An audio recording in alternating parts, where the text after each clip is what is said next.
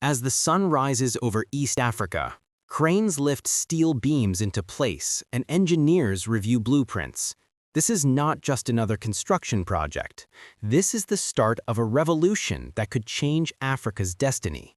While the world debates the return of African treasures, a quiet financial revolution is reshaping how Africa funds its own future. Today, we explore Travaco, the Trans-Africa Value Corridor, and how it connects to the fight for African sovereignty, both economic and cultural. Welcome to Africa's lost heritage. Today, we journey from Africa's stolen past to its self-determined future. For over a century, Africa has been trapped in a cycle of dependency. Colonial powers extracted resources, artifacts, and wealth, leaving behind a continent rich in potential but poor in capital. Even today, African nations rely on foreign aid, international loans, and outside investment for basic infrastructure. But what if there was another way? What if Africa could fund its own development using its own resources on its own terms? The numbers are striking. Africa receives around $50 billion in foreign aid every year, but loses over $80 billion through illicit flows, tax avoidance, and unfair trade. Meanwhile, priceless African artifacts worth billions sit in museums abroad, generating revenue for foreign institutions, while African communities struggle to preserve their own heritage. This parallel extraction, economic and cultural, has left Africa seeking external validation and funding for its own development. The Benin bronzes in the British Museum, the Magdala manuscripts in European libraries, and countless treasures scattered across the West represent more than stolen art. They symbolize the systematic removal of Africa's wealth, material and spiritual.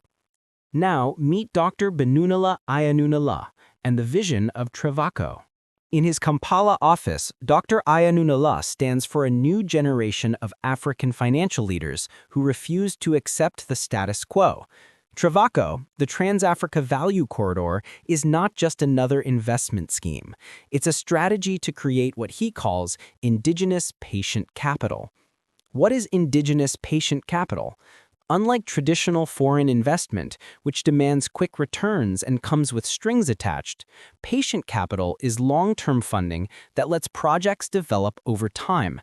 Indigenous means it comes from African sources, controlled by African institutions for African priorities. The Travaco model is simple but revolutionary.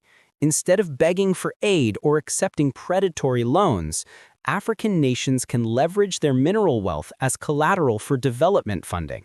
Using financial instruments like standby letters of credit and private placements, Travaco creates credit lines backed by Africa's own resources. Imagine a railway funded not by foreign loans, but by the gold of Ghana, the diamonds of Botswana, and the oil of Nigeria, all pooled together in a pan-African investment vehicle. This is the Travaco vision. The flagship project is the Standard Gauge Railway, connecting East Africa from the ports of Mombasa and Dar es Salaam to Uganda, Rwanda, Burundi, and beyond. Unlike previous railways that left African nations in debt, this one is funded through Travaco's new mechanisms. Construction crews work day and night, laying tracks that represent more than transportation. Each mile stands for African agency, African capital, and African decision-making. Local communities are not just beneficiaries, they are stakeholders. The economic impact goes far beyond jobs. As the railway connects isolated regions, farmers get produce to market faster, manufacturers access raw materials, and entrepreneurs expand across borders. This is development for African priorities, not foreign interests. But Travaco's vision goes further. Dr. Ayanunala and his team know that true sovereignty means controlling development and preserving African culture and heritage.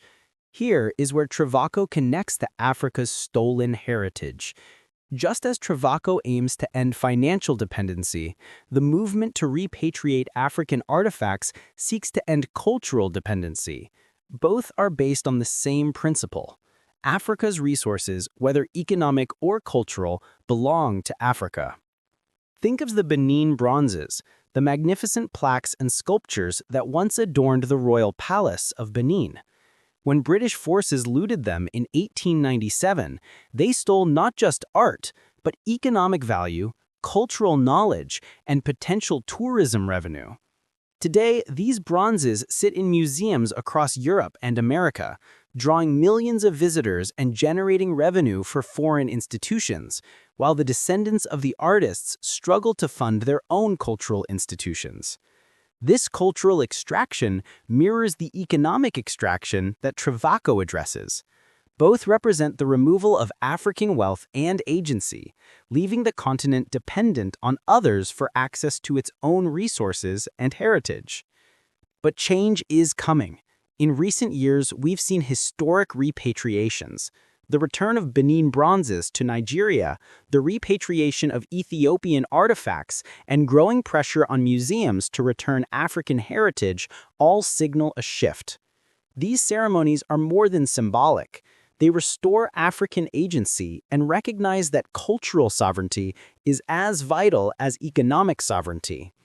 When the Benin bronzes return, they bring not just artistic value, but economic potential, educational opportunities, and cultural pride. New museums and cultural centers across Africa, many funded through innovative financing like Travaco's railway and infrastructure investments, are preparing to house these treasures. The Edo Museum of West African Art in Benin City, Africana, the new National Museum of Ethiopia in Addis Ababa, and similar institutions represent a new model. These are not just repositories for artifacts, they are economic engines that generate tourism, create jobs, and serve as centers for education and exchange. Most importantly, they are owned and run by Africans for Africans. The financing for these projects follows the same principles as Travaco's railway and infrastructure investments. African resources fund African priorities, building a cycle of development that is sustainable, self-reinforcing, and independent. Of course, challenges remain. Political instability, technical capacity, and the need for regional cooperation are real hurdles. But the blueprint is clear. Africa can reclaim its future by leveraging its own strengths. Other regions have done it. China, South Korea, and Malaysia used local capital and long-term planning to transform their economies. Travaco adapts these lessons for Africa with a focus on inclusion and local ownership. The journey will not be easy, but with each mile of railway, each artifact returned, and each new museum built, Africa moves closer to a future defined by agency and pride.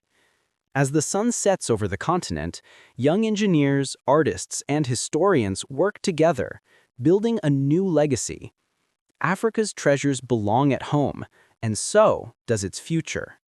Join us at Africa's Lost Heritage as we tell the stories of reclamation, pride, and progress.